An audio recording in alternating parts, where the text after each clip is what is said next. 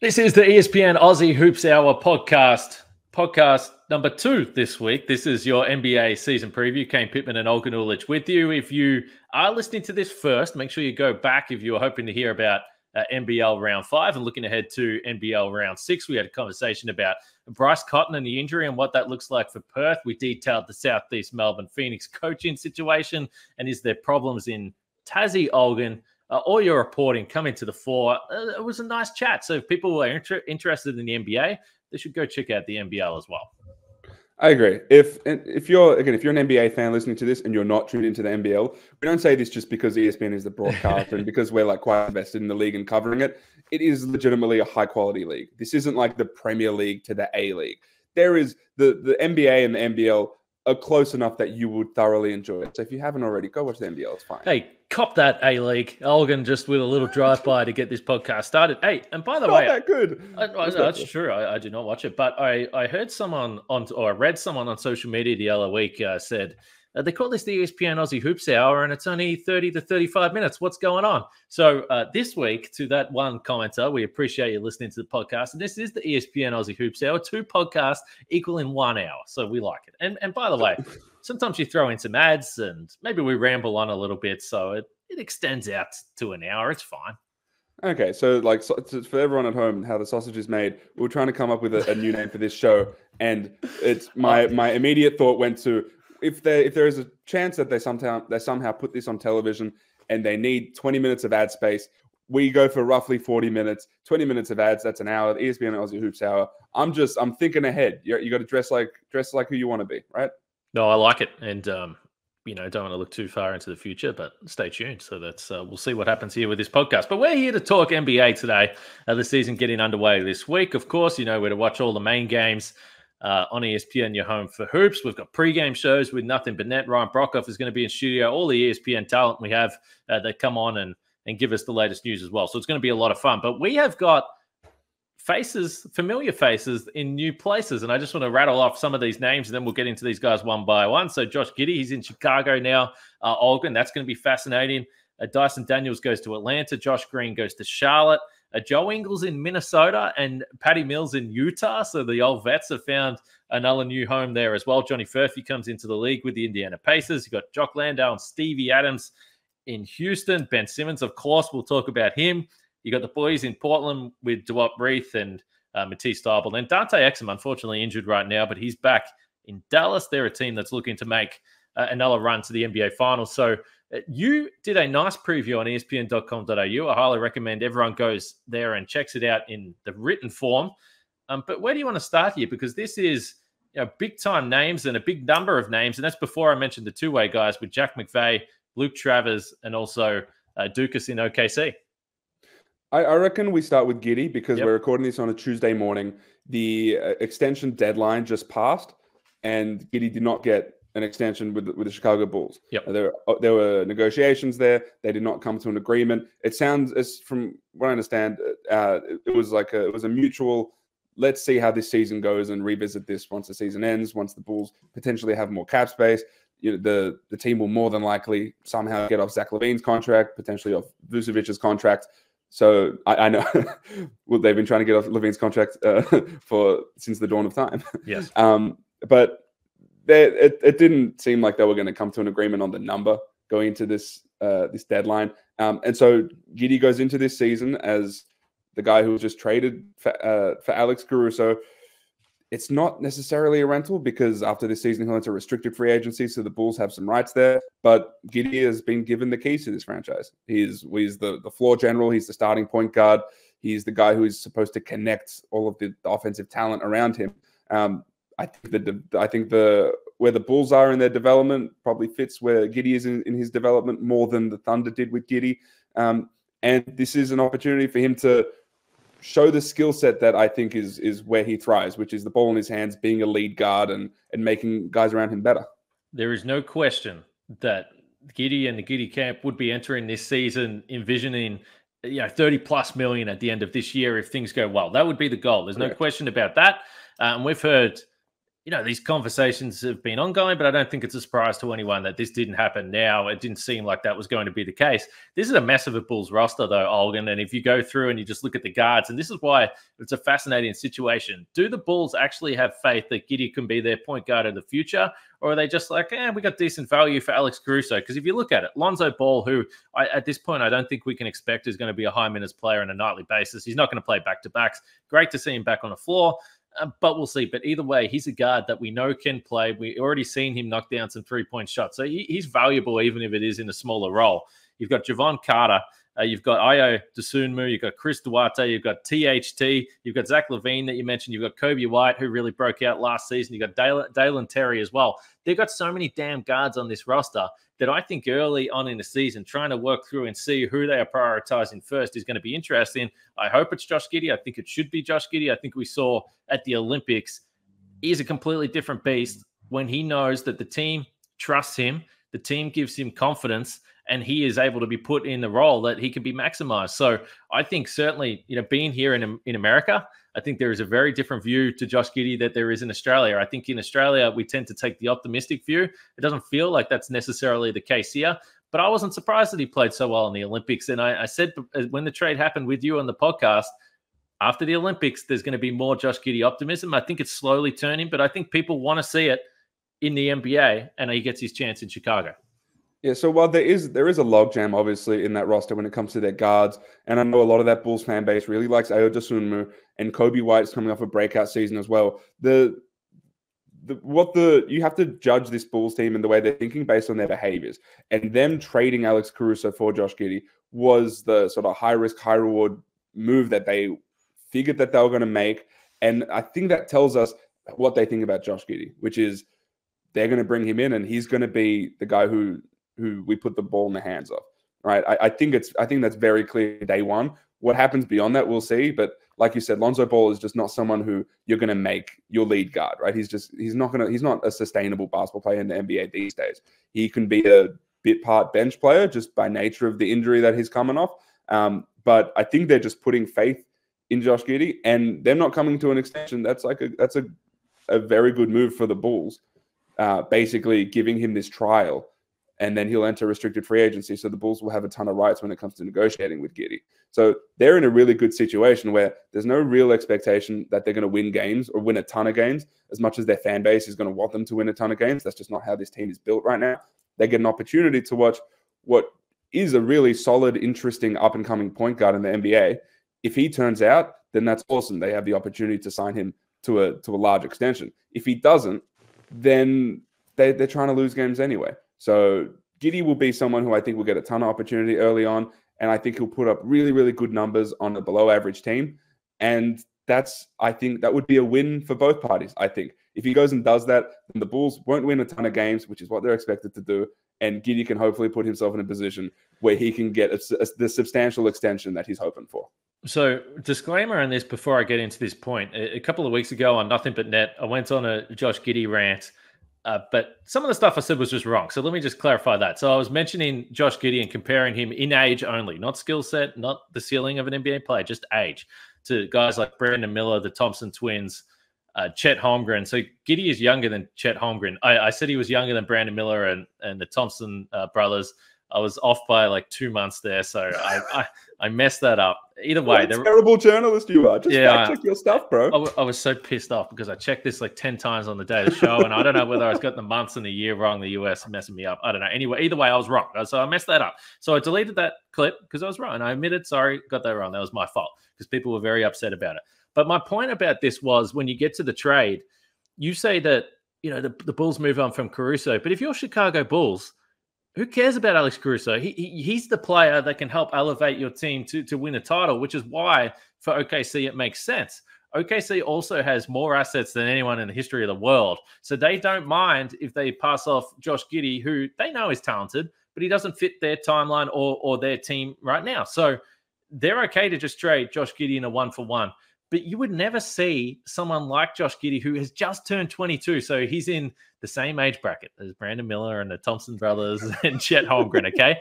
Now, the reason I bring that up, I don't think Josh Giddey is going to be better than Chet Holmgren because people get that twisted. What I'm saying is, if you get a 1-for-1 trade for a role player that you know is not going to help you win a title in Alex Caruso, and you can bring in a guy that is only 22 years old, already has 210 NBA games under his belt. He was the best player on the floor in a playing game a few seasons back. He's led Australia at a World Cup and an Olympic Games, the tournament that people say was the best of all time.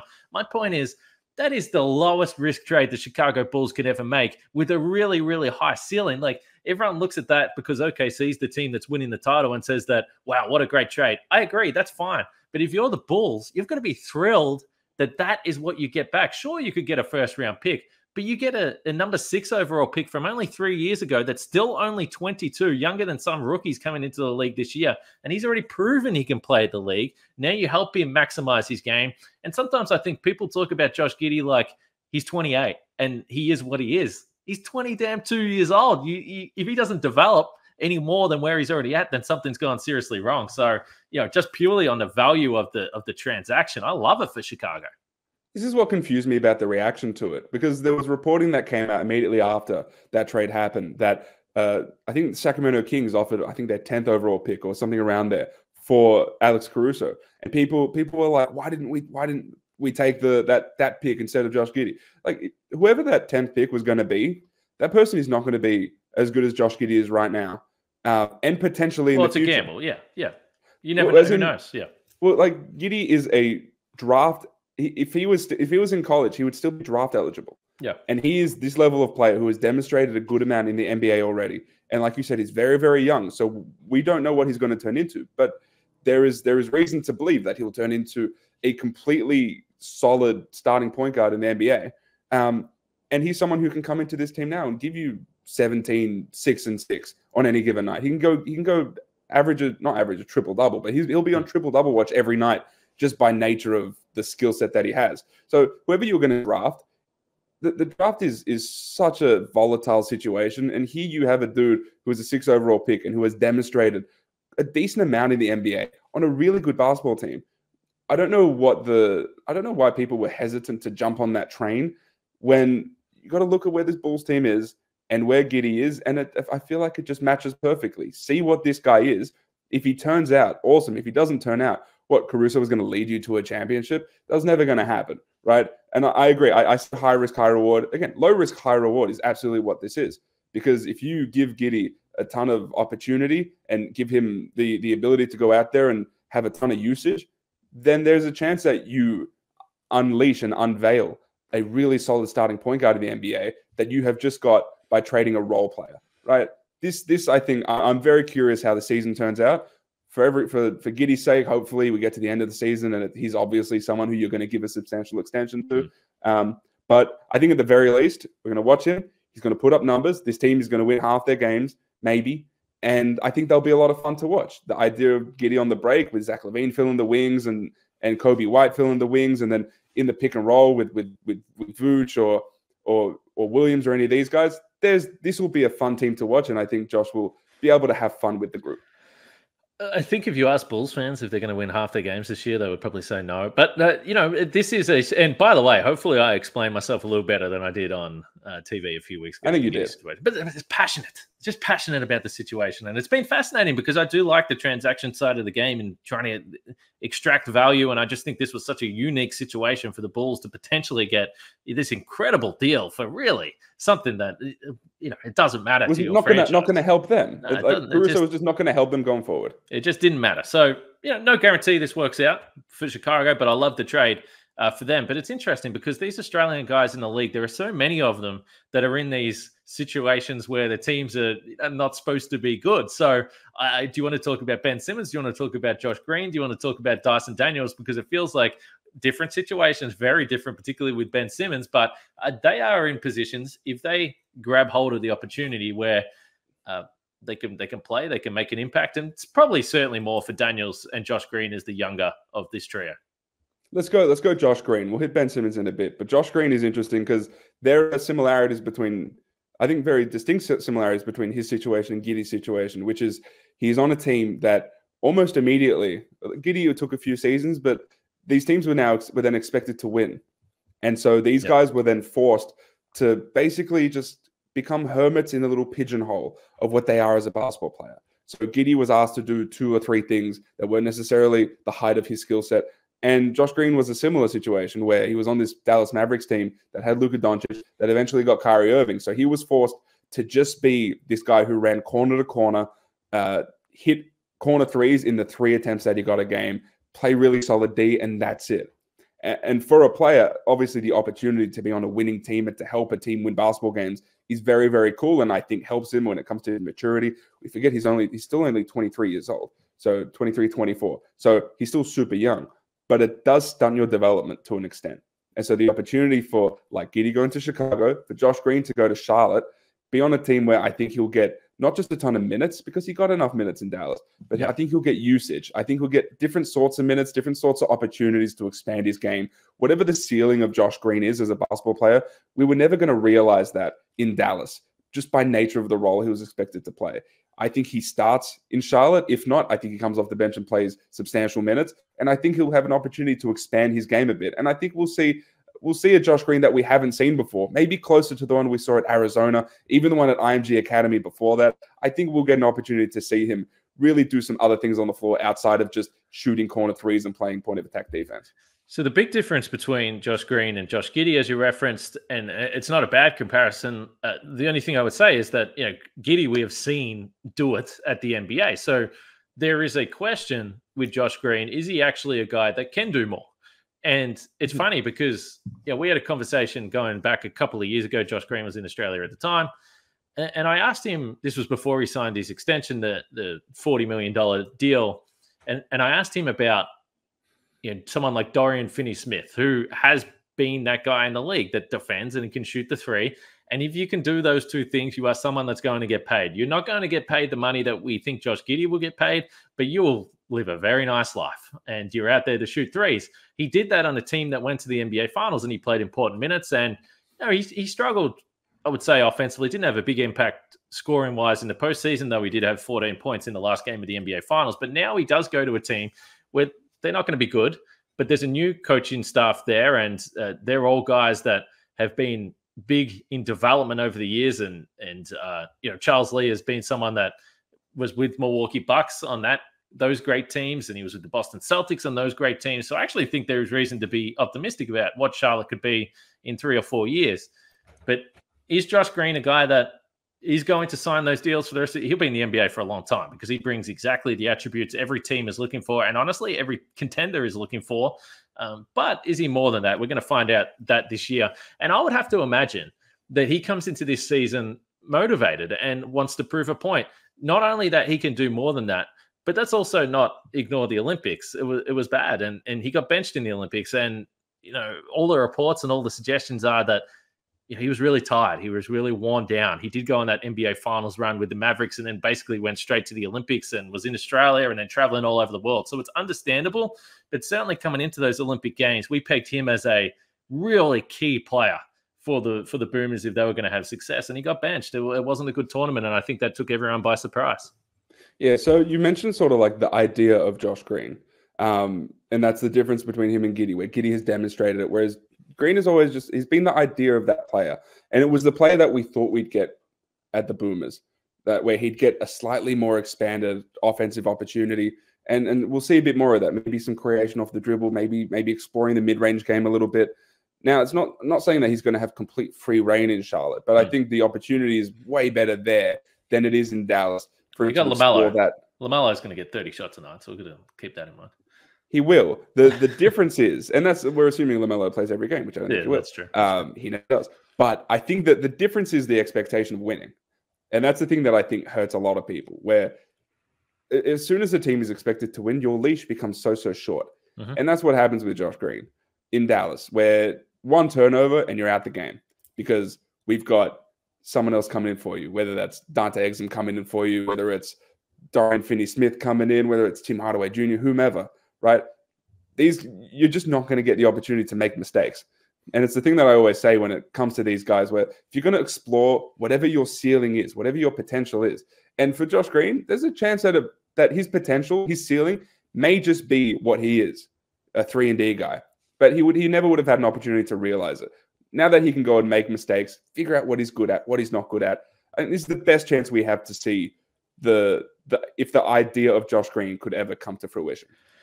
And you're clearly still in that developmental curve as well. So, yeah, I would say Charlotte Hornets, not exactly a team that I was tuning into League Pass for with regularity in the past, but there will be a curiosity this year with Josh Green there.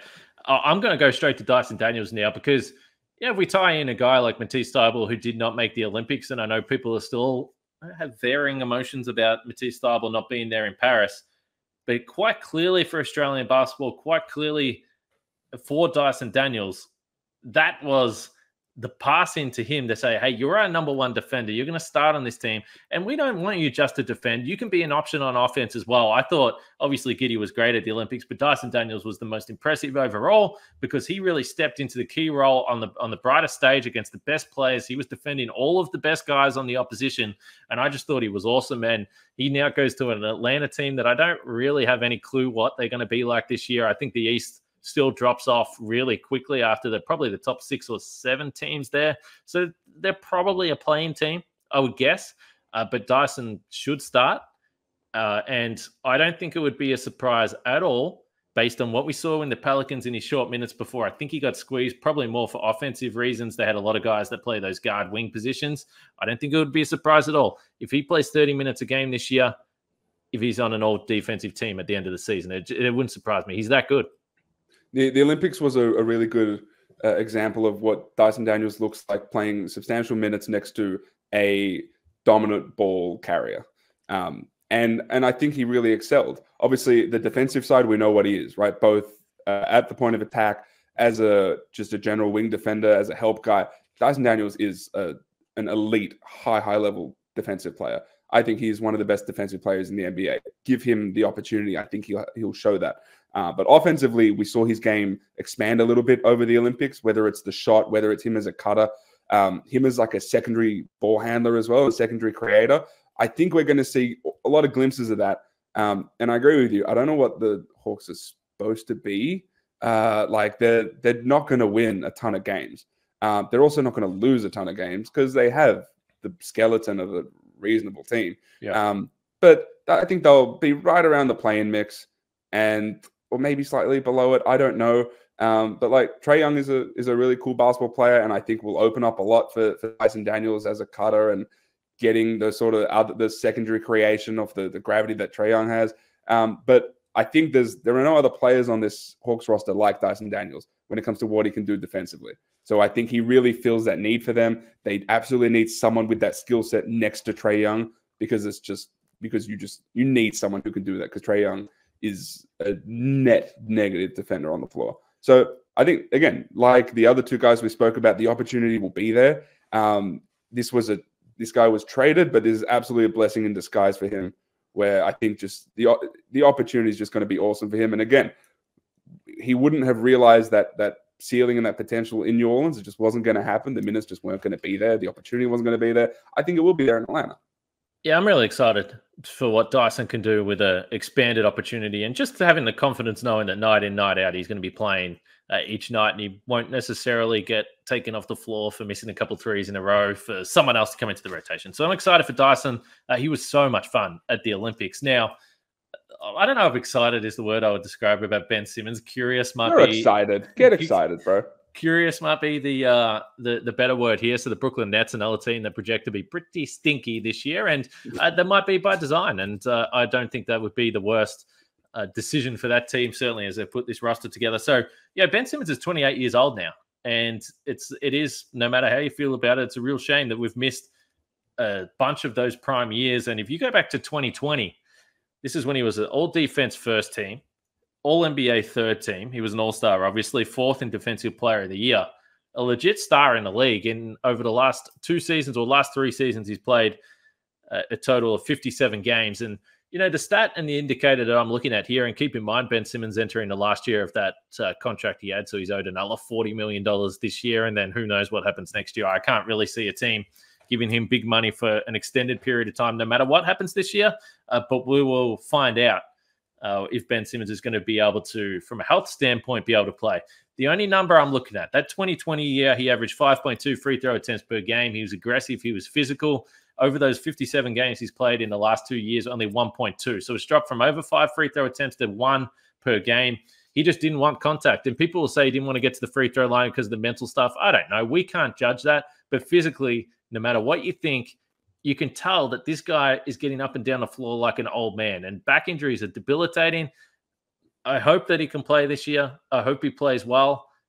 The back is going to be the watch. And if he can't get back to that physical Ben Simmons we've seen in the past, then I struggle to see that he's going to be a major, major impactful player. Hopefully he can. I watched a ton of the Nets preseason games. Pray for me. But Ben Simmons reminded me of someone. And it took me a little bit to figure it out when I was watching him move around the court. And then when he was the big on the floor, right? Like screening, rolling. He reminded me of like late career Blake Griffin. In the way he moves, in the way that the athleticism isn't quite at the same level as it once was. That was the feel, right? And Blake Griffin obviously supplemented that with the shooting toward the end of his career. And that's not something that Ben Simmons has. Which we'll see this season. There are some really cool training videos of him shooting the basketball, so that generally bodes well for success. Nice. That's what he looked like to me. Now there were really cool glimpses of him and Schroeder on the floor together, and Ben Simmons was sort of a point guard to an extent, and he was doing some solid creating and initiating, and the Nets didn't look half bad with him on the floor like that. Again, for me, it's just durability, sustainability, consistency. Can he do this at a reasonable level for a reasonable amount of time? You'd bet on no purely because of the history we've seen with guys with back injuries. And I think because Ben Simmons' game was largely based on his athleticism, he is a high IQ player. And I think a lot of people forget that. You can put him in spots where he can be effective. But like you said, he's in this contract year. I don't think anyone's going to offer a deal that is of a substantial amount of money or for a substantial amount of years, coming off the injury history that he has and not playing a ton of basketball over the past few seasons. I just don't think you can give a long-term contract or a lot of money to someone who's, let's say he puts together 60 games this season. I still don't think you can give that guy a long-term high money contract. But I think that would be the goal for Ben. If he can go and play 60 games this year and look completely reasonable on the floor, hopefully have no injury setbacks, and just continue to get back to as close to full health as possible, I think that would be a win. I think that's like the tempered, reasonable expectation for him. Yeah, we'll see on Ben. I'm with you, though. You have multiple back surgeries, and you're talking about a guy, and people will always question it, but I just look at it. If the facts are, he's had multiple back surgeries, this is a humongous athlete that was dominant because of that athleticism. So I think it's sad for the most part. But he will continue to always be someone that divides, I would say, basketball fans across the world. So we'll see what Ben Simmons can do in Brooklyn. Hey, let's go to the rookie class now. And Johnny Furphy, interesting. A bit of a delayed start to the season. I did go out to Media Day a couple of weeks ago, and he was kind of off to the side, just shooting a little bit. And I think he's actually had problems with both ankles, tweaked both ankles during the preseason. So he didn't take part in any of that preseason action. I think he's an exciting prospect. He is playing for a coach, Rick Carlisle, that can be tough on the younger players, let's say that. And, I asked Tyrese Halliburton, what has he seen from Furphy? And he was kind of like, oh, man, yeah, he's, being coached hard right now. So there's going to be some lessons along the way.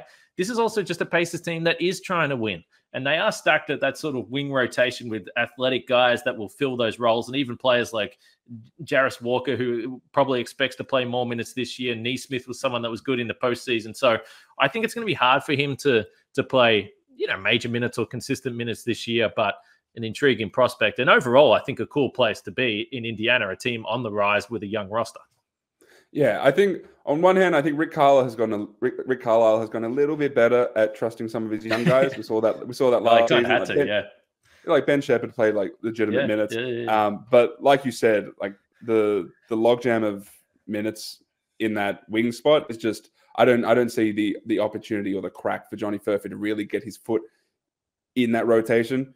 Because whether it's Naismith or Nembhard or Benedict Mathurin, who was injured last season, so he barely played, so he's coming back into the mix. Ben Shepherd is there. There are just so many players at the 2, 3, 4 spot for this team, And it's a team that can be super malleable with how they play, just because they run a lot. They play super positionless sometimes, and so they'll mix it up with who plays where. But again, I don't see the minutes for Johnny Furphy there, which is fine because Johnny Furphy is still super young and still, I think, very early in his like journey as a basketball player, and playing elite basketball. He had like a surprise recruitment to a D1 school, played one season at Kansas, right? I still think he needs some reps before he can play consistent high-level basketball. So we'll probably see him a decent amount at playing for the Mad Ants in the G League, which is totally fine. He is on a team that is expected to win games, which makes it very tough for them to play their rookie who played one season in college, right? That just is what it is. But from like a prototypical NBA wing standpoint, when you look at him, 6'9" wing who can shoot it, is a good athlete at the summer league. He rebounded the ball super well. There is a promising basketball player there. I don't think we'll realize it for a little bit because of what the paces are. But I think he's sort of like a stay tuned, watch this space, see how he develops, because hopefully maybe give it a year. If he can crack that rotation, that'd be really cool. Yeah, you pointed to it. He's got all the attributes. So I think he's an exciting player to watch for the future. And you never know. He is the guy, because of what he can do being an athlete. Like, he is the guy that, like, it was no surprise to me that the Pacers liked him, because he fits so well, right? Man. So I just think it's a great spot for him to land. And who knows, maybe there's injuries, opportunities. It's a hell of a long season. So early injury setback, probably annoying for him, but we'll see how he goes. And I'm very fortunate. I'll be at Knicks Pacers on Friday US time. And, if you're Johnny Furphy, the first NBA regular season game you're a part of, hopefully he's on the bench there. Hopefully he travels with the team, whether he's active or not. It's in Madison Square Garden with the Knicks, potentially with more, I guess, pressure on them entering this season than they've had in decades. So I think it's going to be a pretty crazy atmosphere. And by the way, we were talking about the Aussies, but Ariel Hook, the Knicks, no Robinson, no Precious Achua. So maybe Ariel Hook on the two-way for the Knicks now projects as someone that could get early minutes. I thought he was really good in the preseason. So he's looked so solid. Cool. Again, when we talk about like the fit on a team and basically like a fit from a player going to that level, like Ariel Hook-Porty's game just fits the NBA play style so well. He's just rim runner, up and down athlete. If he can find some minutes there, I can see him sticking purely because of just the 2 or 3 things he does super well. I think just fits what the NBA wants in its bigs. Yeah, and that those Knicks fans are going to love him because he's catching lobs, he's throwing down dunks, and he throws them down with just that extra level of aggression. So I'm pretty sure he's already a fan favorite in New York, Ariel Hook-Porty. Hey, I want to talk about, we're just going to rip through these. We've got a few more names here on the back end of this podcast. And a couple of guys I want to talk about from a potential trade perspective, just something to watch as the season rolls on. So Matisse Thybulle, he actually just had knee surgery, so he's going to miss around the next month, a little bit longer now. So that's not ideal for Matisse in Portland. Duop Reith is also there as well. But Thybulle's an interesting one for me because he's on a $11 million deal this year. He has a player option next year. Yeah, player option next year. Portland, again, a team that they're going to be the worst in the West. I think we should feel comfortable saying that. And Thybulle is one of those guys, honestly, kind of similar to Alex Caruso, where good teams would look at Thybulle and go, man, that would be a handy guy to have in the postseason. So, Thybulle for me is just going to be a player to watch the longer the season goes, particularly with that money amount. I'm curious. And maybe he stays in Portland. He certainly seems like he enjoys it there, and that would be fun. But, yeah, I just see him in the skill set as someone that contenders would value. Yeah, the player option isn't ideal, but that money, I've got to look at it again. It's right around the mid-level. It's not an unreasonable contract not in this climate to take on, right? Yes. If you're going to get like an 8th guy on your roster, maybe who is going to go out there and play really good D in the playoffs, maybe he's someone that people look at. I don't think he's in the Trailblazers' long-term plans. Just when I look at, they just traded for Denny Avdia. They've got Jadon Sharp there. They've got other wing guys who they want to play over Matisse Thybulle. I'm curious about Duop Reith's minutes as well. I think DeAndre Ayton might miss some time, but when everyone's healthy, it's Ayton, it's Klingon, and then Duop Reith is that third big. How many minutes he plays over the top 10 pick that the Trailblazers just got, like a high-level defensive big in Donovan Klingon, I don't know. But yeah, those are 2 guys I'm intrigued. Like, obviously injuries can happen, and they're going to be a really bad team, so guys are going to be in and out of that rotation, and they could see some minutes. But I think Thybulle especially, I agree. teams around the league are gonna keep an eye on it and just wonder, okay, if we need a high-level defensive wing who's done it before, who's been in the playoffs before, maybe we take a swing on this guy. The contract, it's not completely friendly, but it's friendly enough. So Duop Reith, non-guaranteed for next year as well. So, a big year for him. Hopefully he can continue to get some minutes. He was good last year when they brought him in, and obviously one of the good stories to see him reach the NBA. We've got a big man battle in Houston.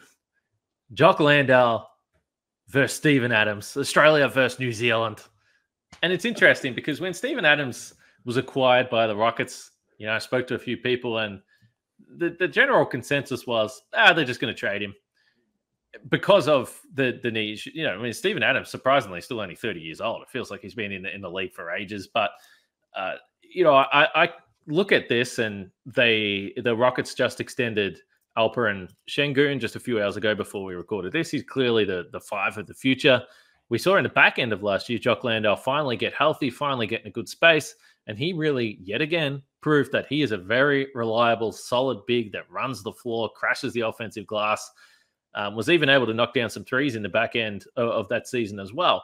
So if Steven Adams is healthy, again, Steven Adams at $12.6 million, free agent next year, so it's an expiring contract. Jock Landale at $8 million, non-guaranteed for next season. I don't know. I don't know whether both of those guys will be on the roster beyond the trade deadline, particularly if you're a Houston team that wants to take a step up and wants to make the postseason and maybe make some noise this year. It feels like maybe it's a year early, but that's certainly what they're saying. If the Houston Rockets are a reasonable basketball team and they are in a position to maybe like the Grizzlies a few years ago when Ja Morant really stepped up and they went on sort of a run in the playoffs, if they can do that around Şengün and around Jalen Green and Fred VanVleet and these guys, then maybe. In that situation, I don't see a world where they keep both of Steven Adams and Jock Landale. I don't know the reason why you would have both. You've got two really solid rotation bigs backing up your franchise big now, right? Yeah. So I don't know which one gets traded. I don't know if they're in a position to trade both of them. But again, when we talk about what Matisse Thybulle is, it's the same thing as what Landale and Steven Adams are. Except they are more team-friendly deals. These are reasonable contracts that are either expiring or non-guaranteed next season. It makes sense for them to get off one of them at the very least. But even then, let's say to start the season, because they're not going to trade them. If one of them gets traded, which I think one of them probably will get traded, it wouldn't happen until February. Who plays? Because Steven Adams is an extremely demonstrated basketball player. And yes, he's coming off a significant knee injury. But Steven Adams is unbelievably effective as a big man in the NBA.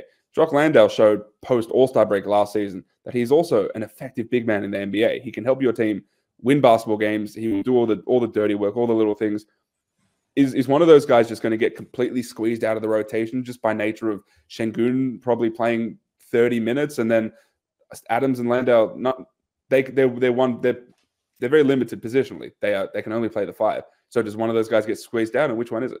Yeah, then they won't play three. It just doesn't. That doesn't fit. There's no point. I think the question mark right now, and first of all, can we just say Steven Adams? It would be really, really nice to see him back on an NBA floor. It's been essentially a season and a half, and I know there was a lot of things going on in Memphis, but basically as soon as Steven Adams was hurt, going back a few years ago with that initial knee injury, the Grizzlies fell apart from the rebounding perspective, from the defensive perspective. So you're right. He's proven it on good teams. He's a quality NBA big man. There would clearly be question marks about that knee. I'm not sure, what type of season he has, whether he could play every night. It probably would seem unlikely. And, Jock Landale 2 years ago in Phoenix, he proved that he can do it in the postseason as well. So, if you were asking me, I would bet that my initial thoughts would be that Landale will get those minutes just because he's probably in better shape. He's proven it last year with this Rockets team. They have eyes on him playing. But it'll be interesting, and it's kind of hard because when there's two guys like that you want to see do well, it's a shame that it feels like they're going to be in a minutes battle. But this Rockets team, as I said, they're talking playoffs. So just missed out on a play-in last year. We'll see if they can take another step there. And Landale, just really since he's been in the NBA, he hasn't had an opportunity to get settled. He's had different injuries along the way. So hopefully this year is really the first year coming back to a team. Hopefully he's in a good spot there. Coming off a really good Olympics as well. Yeah. He was outstanding in the Olympics when he was able to stay on the floor. So if he can leverage that and use that to have a really good NBA season and hopefully find a long-term home or a long-term situation, that'd be very cool. So just the couple of names as we wrap this up to win there. Dante Exum, who also is going to be out for a little bit of time here with the Mavericks. But, I look at this Mavericks team. You trade away Josh Green. You lose Derek Jones Jr. They found a defensive identity in the back half of the season last year after the trade deadline. They brought in PJ Washington. Daniel Gafford was a part of that. But I look at Kyrie and Luka and Clay. They probably need Dante Exum to get back because I'm not seeing a lot of defense on that perimeter. I agree. And the other wings in that rotation, when you look at Najee Marshall, when you look at Quentin Grimes, I don't think they have the same two-way skill set as Dante Exum. They can do other specific singular skills maybe better than Dante, but when it comes to the holistic package of a 3-and-D guy, the perfect guy to play next to Luka and Kyrie, who are going to eat up the bulk of those minutes at the 1 and 2, you can't play Kyrie, Luka, and Clay bulk minutes together. I just don't see it from a defensive standpoint.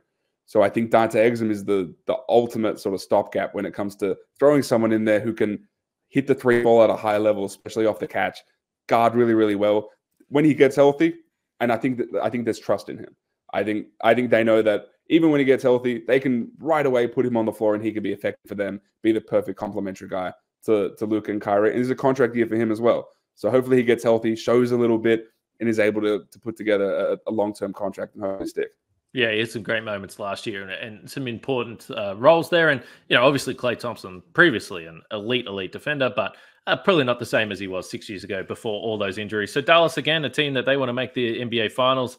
The old vets, Patty Mills goes to Utah. We'll see what the role looks like there. Joe Ingles in Minnesota, again, not sure how much he'll play for this T-Wolves team, but it is interesting that he's there. Now, I wouldn't be picking Minnesota to win the title, but certainly they were in the mix last year in the West. They think they're going to be there. They've traded Cat, so we don't know what the Wolves are going to look like until we get into this season. But it did have me thinking, and this might be a nice question to finish this off. Of course, you got Jack McVay, Travis, and Dukas on the two ways. We'll see what that looks like for those guys. Probably a fair bit of G League time there. So the question I've got for you to finish this off, before you throw any final points out there, who do you think is the next Australian to win an NBA title as an active member of the roster? So, Jack White won one a couple seasons ago on a two-way. He wasn't active for the postseason, though. He wasn't eligible to play. Before that, we're going back to Daly, are we? Is it Daly in Cleveland, the last Australian champion? So it's been a while. It's been a drought. And if I look at it this year, Joe's probably... No one's winning a championship this year. Probably Joe, right? As in, if you're gonna bet on it this year, Joe Ingles has the best chance to do it. You assume, let's say, Ant takes another small leap. Let's say Conley and Rudy Gobert. It's probably Exum. We spoke about Exum. It's probably Exum, right? I said Joe. I get it. The Mavericks feel like the team that's going to take a dip of some sort. They felt like a lot went right for them in the play going toward the playoffs last year. And you mentioned what they've lost in Derek Jones Jr. and Josh Green. I think they've lost some really significant pieces, and I don't think they adequately filled it with Klay Thompson, Najee Marshall. I don't think it's that. We'll see what Derek Lively is when he takes a leap. But right this year, it's probably Joe Ingles. Joe Ingles and Dante is your sort of 1 and 2. And then there's, I think, a ginormous gap. And I think there's a reasonable gap, and then it's probably Jock Landale if the Rockets can go and do something amazing, right? Yeah. But then we've spoken about it. And this isn't diminishing the teams that these guys are on or the situations they're in, but there are a lot of guys on bad teams or teams that are purposely there to not win a ton of games. And that's just how the NBA works. Teams go in their ebbs and flows of where they are in their journey of rebuilding and of contending. And that's just where a lot of guys are. And I think we just have to sit back and appreciate that those teams being in that situation puts these guys in a unique and I think advantageous situation to grow as players and to develop as players. So we have to take the bad of them losing with the good of allowing these guys to develop, because it's probably the best environment for players to develop and reach what we hope their ceiling is. Yes, and hopefully I didn't forget someone there. I believe Daly was the last one. Obviously, Bogut was there with Golden State. I think that was before, though, off the top of my head. But anyway, you get the point. That was definitely the last two. Yes, it's been a while. Is the point? But to your point there, you made about League Pass and all these guys right across the league. Certainly no shortage of Aussies to watch and to keep track of, even if they're not necessarily on playoff teams. But it's going to be a lot of fun, and we know We'll have it all covered at espn.com.au from the Australian perspective. And on ESPN, make sure you watch. We've got a whole bunch of stuff, nothing but net, right through the week. NBA pregame shows, the Aussie Hoop Show, the weekend edition. There's shows left, right, and center. So make sure you keep up to date with that. And as I said, check out Olgun's article on espn.com.au as well. Any final thoughts? This has been a solid day of podcasting for everyone. Once again, go back, listen to the NBL podcast. We did that as well on your feed. What do you got? That's it? I think that's it. When I was writing my story for espn.com.au, and I wrote out 14 Australians on NBA contracts.